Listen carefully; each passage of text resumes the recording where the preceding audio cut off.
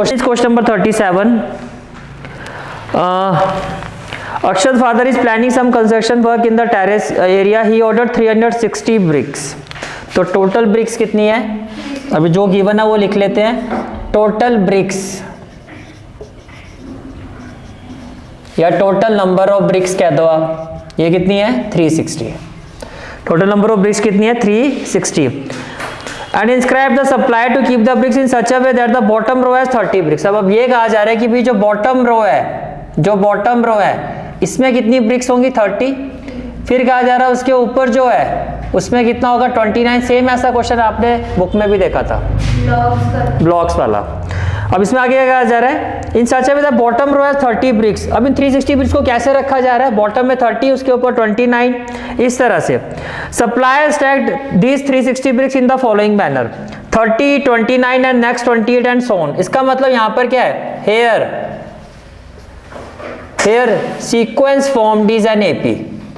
Hair sequence formed is an AP. और वो क्या होगा? 30, 29, 28 and so on. Here first term क्या है? ए 30. डी क्या होगा? 29 माइनस 30 माइनस 1. ठीक है जी. In how many rows 360 bricks are placed. First part में कहा जा रहा है तो let n be the number of rows. Let n be the number of rows. Now my question to all of you is ये an है या sn है? sn. sn is equal to क्या होगा? n by 2 2a plus n minus 1 into d. sn equal to क्या होगा? n by 2 2a plus n minus 1 into d. तो यहां पर ये जो आपका sn है वो क्या है? 360 equal to n by 2 2a 2 into 30 plus n minus 1. n तो मुझे फाइंड करना है और d की जगह क्या आ जाएगा? -1. d की जगह क्या आ जाएगा? -1. ये क्लियर हो गया? 360 इंटू 2 720. 32 जा 60 60. अब इसको ऐसे ही रखो 60 प्लस माइनस -1. -1 को n से करोगे -n और माइनस प्लस 1. तो ये हो गया 720 n 60 प्लस 1 61 माइनस n. होगा या नहीं होगा? तो ये हो गया 720 equal to 61 n minus n square. 720 equal to 61 n minus n square. Minus n square को यहाँ शिफ्ट कर दो तो क्या हो जाएगा जी? n square. इसको यहाँ शिफ्ट कर दो -61n plus 720 equal to 0 equal to 0. 14 और 45. ये क्या होगा? 16 और 45. तो इसके फैक्टर क्या होंगे? n square minus 45n minus 16n plus 720 equal to 0. यहाँ से कॉमन क्या आ जाएगा? n. तो n minus 45 minus 16 n minus 45 equal to 0. दोनों से कॉमन फैक्टर क्या होगा? n माइनस 45 और n माइनस 16 इक्वल टू 0. तो जब n माइनस 45 0 के इक्वल होगा तो n की वैल्यू 45 और जब n माइनस 16 के इक्वल होगा तो n की इक्वल टू 16. ये वैल्यू पॉसिबल नहीं है. ये वैल्यू पॉसिबल नहीं है. क्यों नहीं है? कोई बताएगा?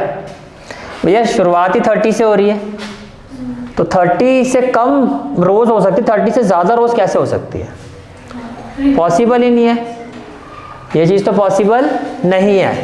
मेरी बात समझ में आ रही है? ये चीज पॉसिबल नहीं है. फिर भी चेक कैसे करोगे? अगर मैं आपको कहूं कि A45 निकालो यानी कि जो टॉप मोस्ट रो होगी उसमें कितने ब्रिक्स होंगी तो फॉर्मूला क्या होगा? A plus 43d. तो A क्या होगा? 30 44 होगा ना सर? 44. A plus 44d. तो A माइनस 44 होगा. 30 माइनस 44 क्या आ रहा है? -14. क्या ये पॉसिबल है? Not possible. Therefore n is equal to 45 not possible. तो इसका मतलब क्या हो गया? विच इम्प्लाइज n की वैल्यू क्या होगी? 16 होगी. यानी कि 16 रोज में ये 360 ब्रिक्स आपकी प्लेस्ड होगी. हो सकता है आपका तो ये भी आंसर आ गया. हाँ यस, मैं कुछ भी एक्सपेक्टेशन रख सकता हूँ आप लोगों से, बिकॉज आप एक लेवल अप चले आते हो, तभी आप लोगों के चेहरे बता रहे हैं। माय गॉड, हमने तो ये भी फाइंड कर दिया, जीनियस। आगे चलते हैं। How many bricks are there in the top row. अब आप कह रहे हो टोटल रोज कितनी होगी 16, तो टॉप रो का मतलब क्या जी, ये भी बता दो। फर्स्ट सेकंड पार्ट में क्या निकालना है, सेकंड पार्ट में टॉप रो का मतलब आपको क्या फाइंड करना है, 16 number of bricks, number of bricks in top row is equal to A16, that is A16 equal to what, A plus 15D, A कितना है 30 प्लस 15, D की जगह -1, तो 30 माइनस 15 15, तो पार्ट 2 भी हो गया, पार्ट 2 भी हो गया हमारा, ठीक है। बाकी सारे ठीक है, बस ये n की वैल्यू है।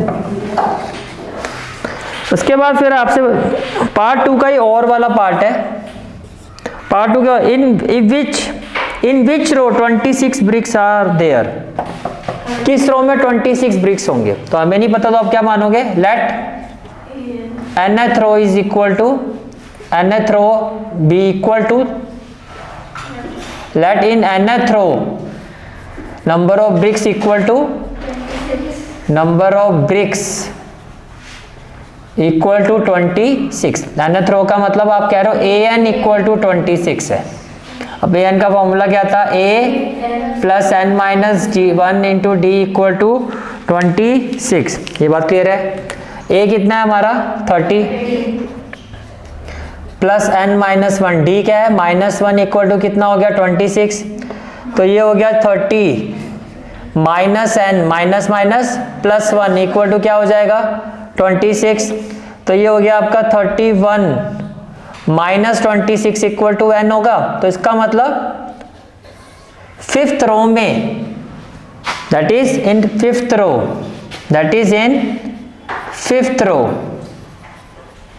नंबर ऑफ ब्रिक्स क्या होंगी, इक्वल टू 26। को डाउट है तो बताओ, क्लियर है यहाँ तक, क्लियर है, ठीक है।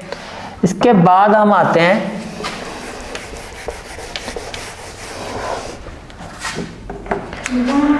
फिर आपसे थर्ड पार्ट में पूछा जा रहा है, how many bricks are there in the 10th row, how many bricks are there in the 10th row. तो इसको कैसे करोगे, सिंपल सी बात है, आपको यहाँ पे क्या फाइंड करना है, number of bricks, number of bricks in 10th row, very good, equal to A10। होशियार तो हो वैसे, A10 equal to A plus 9D, और कई बार होशियारी से भी ऊपर चले जाते हो ना, 9 इंटू -1, तो 30 माइनस 9 कितना 21। और कोई पार्ट है इसका, ये पार्ट हो गया। क्वेश्चन नंबर 38, मैं सीधा ही इस क्वेश्चन के फिगर पर आपको लेके चलता हूँ। जो आपकी फिगर है इस क्वेश्चन की वो कुछ इस तरह से गिवन है आपको,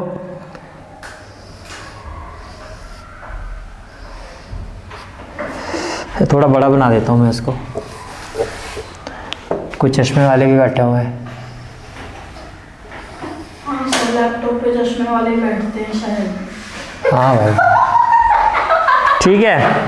तो यहाँ क्या हो गया आपका 90 डिग्री, यहाँ क्या हो गया आपका 90 डिग्री, ये हो गया A, ये हो गया B, और ये क्या हो गया आपका C। क्वेश्चन में कहा जा रहा है ये जो एंगल आपका कितना है, आपका थीटा है। ये आपको क्या कहा जा रहा है, ये क्या है रो, ये थीटा है।